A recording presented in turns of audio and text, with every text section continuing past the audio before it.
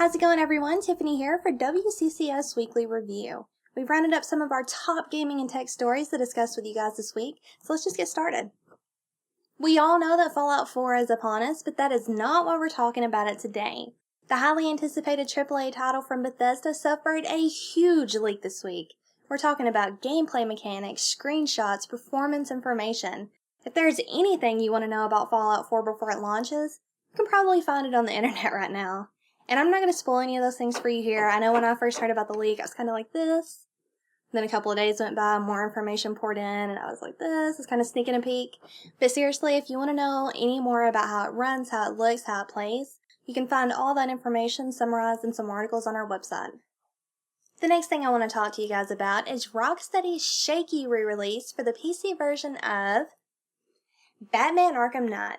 Now, this is a game that was so plagued by bugs and so plagued by performance issues that they had to pull it from the marketplace to re-release later.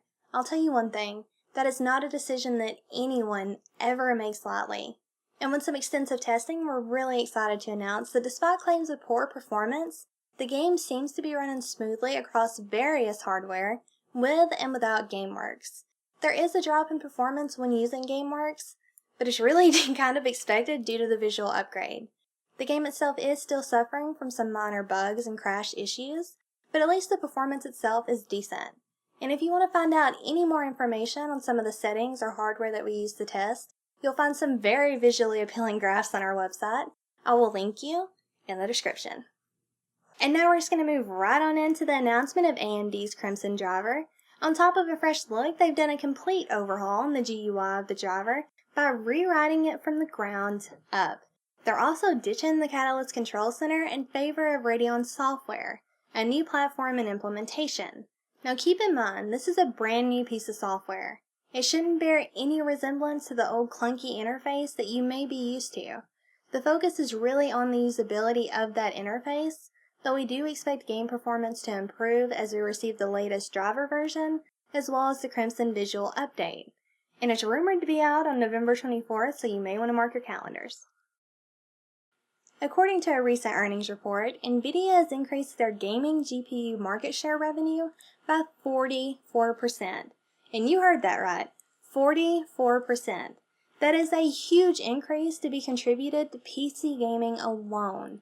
We think Maxwell being in mini laptops is the cause for this particular win, but it's nice to see that they're not sleeping on any of their competition. In their earnings, they stated they were very serious about the competition and that they respected AMD. It's clear that they don't take their position as market leaders for granted, and with some of their upcoming plans for the future, I think it's safe to say that we'll continue to see growth from them. I'm going to end this week's review on kind of a sour note for Android users.